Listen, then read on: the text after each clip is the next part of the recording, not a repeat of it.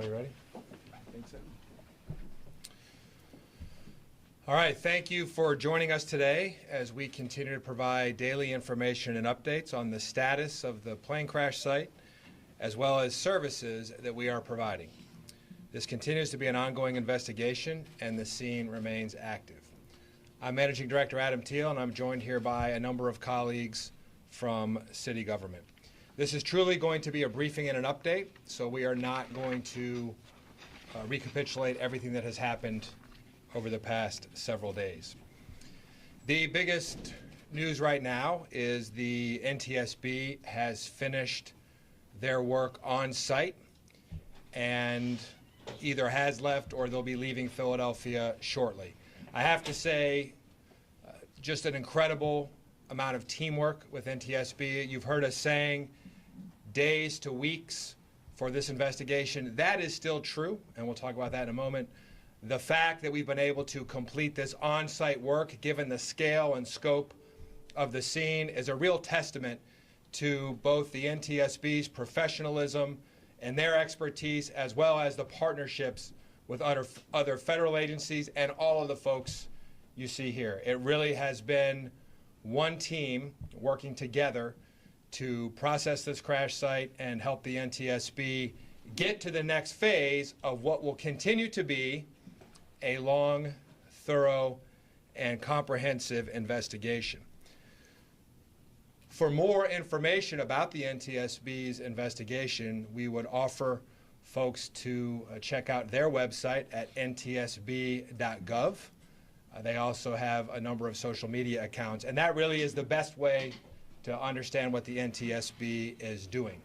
Beyond the fact that their work here in Philadelphia, just their work in Philadelphia, has concluded.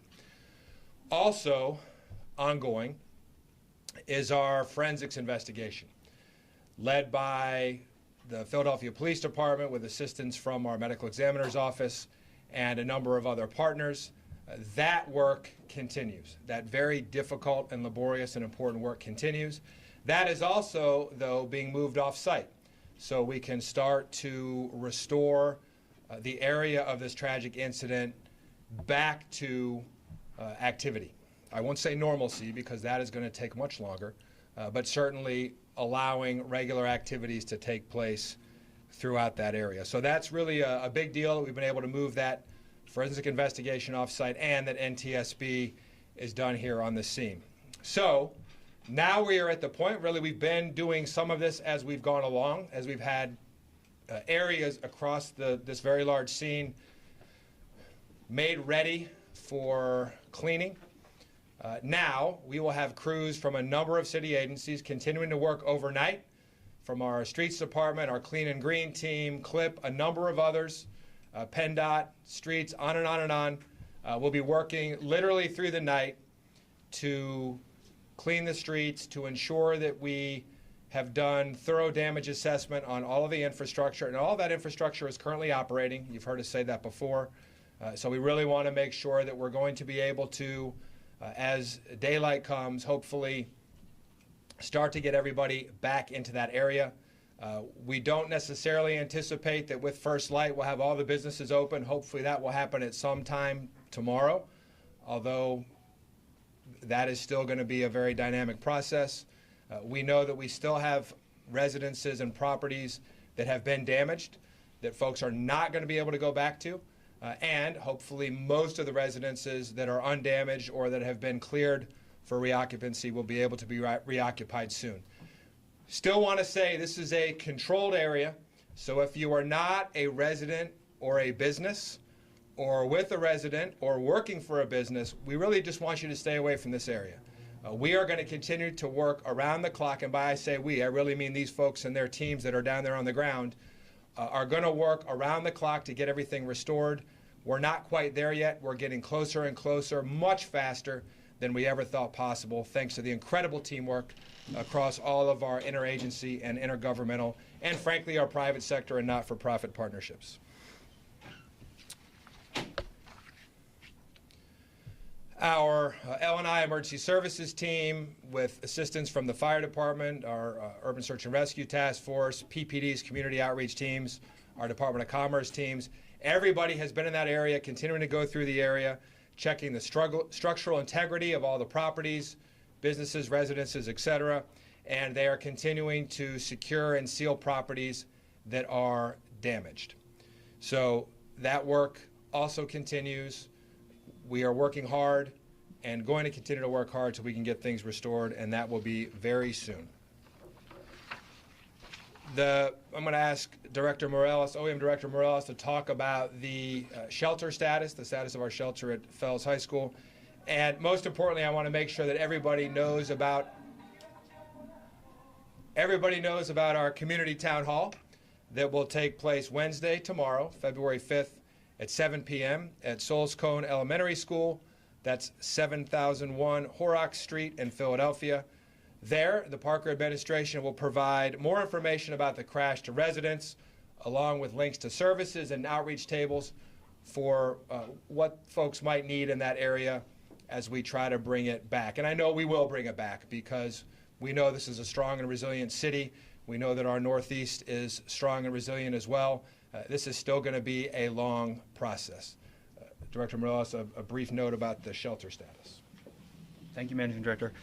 Just one brief update and then one reminder. Working with our partners at the American Red Cross and the School District of Philadelphia and the Salvation Army, we're glad to announce that the 2 households that were being served at the Samuel Fells High School are being serviced another way, which allows us to close the shelter as of 6 p.m. tonight. And so services remain for anybody who has been impacted by this. They can contact 1-800-RED Cross. But we will not physically be at Samuel Fells High School as of 6 p.m. tonight, which is a good thing. It means we are entering kind of a more medium to long-term phase and able to really meet individuals' needs. The reminder is as updates about resources change, you heard a lot of, we have a lot of optimism about what could be back tomorrow. We encourage everyone to sign up for Recover PHL, the city's text message service. You can text RECOVER PHL to 888-777. We're pushing text messages to all of those subscribers daily and pointing them back to the city's blog, which is being kept live as well. Thank you. And with that, again, a reminder about the community town hall tomorrow. We will take a few questions and hopefully not ones that we've answered several times in the past. I know you're working really hard to get everyone back into their homes. Any idea how many people were displaced? Well, we do have an idea how many people were displaced. Yeah, certainly. So there have been about 4 separate damage assessment efforts intentionally for very different reasons. And what that means is 4 separate concerted efforts of teams, not individual teams, to walk every block and to look at every individual property involved. The number of properties that were looked at as a part of kind of that zone was 366. And now, what is a household? That's a question that I won't say is impossible to define, but isn't quite a number that we can articulate. But as far as individual properties that have been a part of this zone for this entire time, about 366 is our universe. Is that residences? It's a mix. And businesses both? Correct. The FOP says some officers were reporting trouble breathing and issues with their eyes who have responded to the scene. Can you discuss that? Is that something the city will help out with? Sean, certainly that, when I responded to the scene on Friday night, it was still a very unstable scene. There was still active fire, multiple active fires. We know there was jet fuel involved. So anybody at that scene who was not wearing protective breathing apparatus could have had that experience. So unfortunately, those are exposures that our first responders experience frequently, and we have a lot of mechanisms in place through our various health plans and other things to ensure that they are taken care of when they have those. So certainly I think our police officers are aware of the processes that they need to follow to make sure that that gets reported and into the workflow so they can be taken care of. And I promise you want to say something about that? I think you hit it, and that's what we're doing now. So I promise you that our commissioners here take the health and safety of their sisters and brothers very seriously. Also, could you talk about the missing person process after an event like this, and are there any people you're still trying to figure out if they were at the scene and are accounted? Sean, I feel like that's one of the questions that we've answered a number of times. Yeah, why don't you talk about her? Maybe just an update on. I mean, we started, Commissioner Benoit have been tracking all the missing persons. There was one young lady that was reported to possibly be on site. We have eliminated that. We have identified and located her. She was not on the scene that evening. Absent that, we have no other additional cases that we're looking at this time where someone's missing and may be associated with being on Cottman Avenue the night of the incident. You said inside that response zone, obviously you got all those businesses. Did I hear you say that you're expecting hopefully tomorrow that a lot of those businesses over at Roosevelt Mall that you've been escorting the workers back to there to get their belongings and stuff, you think that'll be open tomorrow at some point? Well, one more thing I want to say about Sean's question. We still will not have a definitive answer about the number of victims or casualties until we are done with the entire forensic investigation and process all of the samples that were collected from the site. So that is that's a known unknown.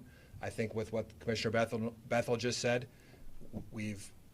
that finishes up with all the knowns, and so we still have a lot of work left to do for our forensics folks who are the best in the business. As far as restoring commerce and getting the neighborhood back in action, we are optimistic that that will happen at some point in the next couple of days. Maybe tomorrow, maybe as soon as tomorrow, if we don't find more damage overnight, provided everything continues to work as expected. Yesterday, the number of people injured was That's fine, 24, sure. 2 in critical condition. Are they still in critical condition? those Yes, two? that is our understanding. Okay. Thank you. Okay, thank you all. The next time there will be a press avail is attending the town hall tomorrow. We won't be doing an update like this during the